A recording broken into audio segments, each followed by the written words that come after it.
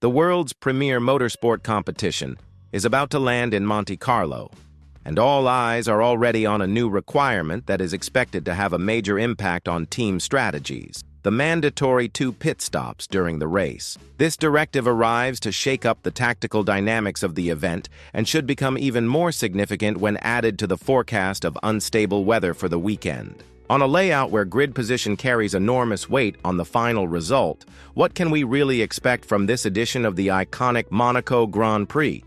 And more importantly, is there any team starting with an edge? Everything points to the fact that the race on the Monegasque streets will be a stage for intense battles not only on track, but also behind the scene. The mandatory 2-stop rule imposed by the International Automobile Federation appears as a measure to prevent a repeat of last season, when a red flag early in the race allowed all drivers to make a pit stop without time loss, making it possible to finish the race with extreme tire conservation. On virtually any other track, this kind of approach would be unfeasible, but due to the extremely low tire wear in Monaco, it became necessary to intervene to maintain competitiveness. As a result, all teams will now be required to make at least 2 pit stops during the race and to use at least 3 different sets of tires, which can be either for dry or wet conditions depending on the circumstances.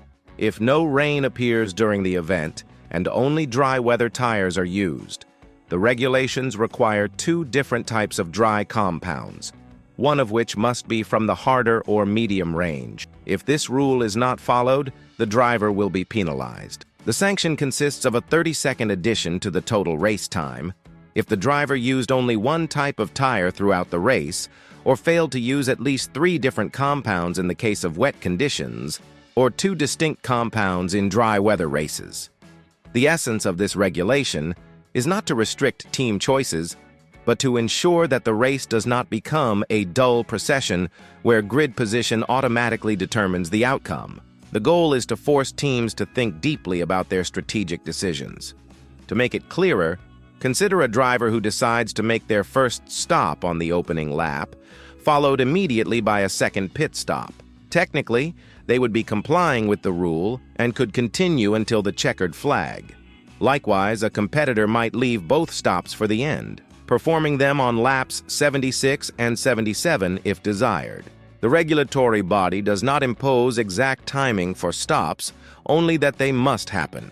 The Monaco layout has seen some small adjustments over the years, but the real challenge remains the size of the current cars, which have become wider and heavier. On such a narrow circuit, overtaking is almost impossible.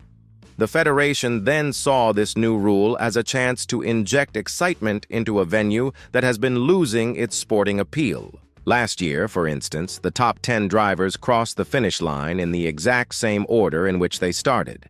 At no point was there any change among them, which resulted in numerous criticisms, with many pointing out that the event had become more about celebrities and parties than actual racing. For this reason, the mandatory 2-stop rule is a clear attempt to revitalize the spectacle.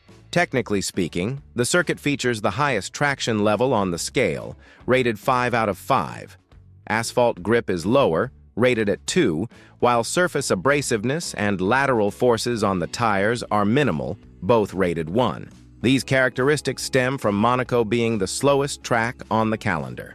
A highlight is the Track Evolution Index throughout the weekend, which received the maximum rating. This means that during qualifying, lap times can vary significantly between attempts, especially due to rubber buildup on the surface, which significantly improves performance in braking zones and cornering.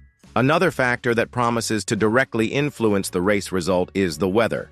Forecasts indicate a 55% chance of rain on Saturday, increasing the likelihood of a qualifying session marked by alternating dry and wet conditions. Such scenarios usually lead to chaos, with a high level of unpredictability and unexpected surprises. Although weather projections can change at any moment, particularly given the mountainous geography of the region, this trend reinforces the importance of pit wall strategy and rapid decision-making in the heat of the moment.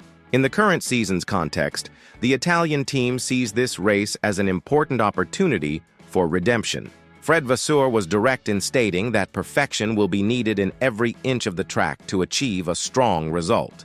So far, Ferrari has shown promising race pace, but visible shortcomings during qualifying.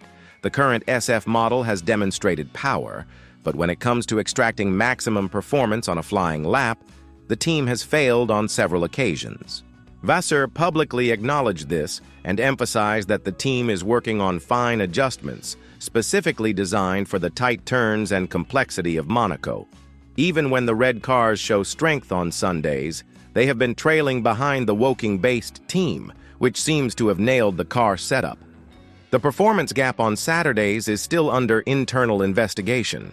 The Maranello team knows that Saturday will be decisive, and that in Monaco, a poor qualifying almost entirely eliminates the chance of winning. Vasseur himself stated that they urgently need to improve how they handle tire preparation and management, since this variable will play a central role in the car's performance throughout the weekend. On the other side of the paddock, McLaren emerges as a strong contender for victory. The MCL39 has delivered exceptional performance on low-speed and highly technical tracks, which are typical of the Monaco circuit. However, there is still some uncertainty about how the new technical directive on brake cooling, enforced in Imola, may have affected the team's performance. Although the impact was not catastrophic, it may have been enough to alter the car's balance. Even so, Max Verstappen, known for dominating flying laps with surgical precision, arrives at one of his favorite tracks, which could mean yet another brilliant chapter in his successful career. Looking inside the McLaren garage, the situation requires caution. Having two highly competitive drivers fighting for positions on a track where overtaking is nearly impossible could further complicate strategic decisions. The memory of last year's Hungarian Grand Prix still lingers. On that occasion, despite holding a comfortable advantage, the team ended up ruining Oscar Piastri's race with a poor strategy, becoming the target of jokes and criticism. Now, the expectation is that they have learned from their mistakes and are better prepared to make quick and effective decisions. An extra attraction for this weekend is that the British squad will bring a commemorative livery. The new design, named Riviera, pays tribute to the legendary M7A model, with which Bruce McLaren secured the team's first victory in Formula One at the Belgian Grand Prix in 1968. This car also marked the debut of the now iconic papaya color, which continues to represent McLaren's identity. Choosing this historical visual for Monaco reinforces the symbolic appeal of the race. The expectation is for a direct battle between the Dutch four-time world champion and the two McLaren drivers. While the Austrian team is fully focused on the Drivers' Championship, allowing Verstappen to race more freely, the British team still needs to balance its efforts between its two competitors. This strategic imbalance could make a difference. If qualifying unfolds as expected, it is likely that once again the same top names in the championship will star in the show on the Principality's historic streets. With all this in mind, the question remains: can an underdog surprise and break the dominance of the favorites this weekend?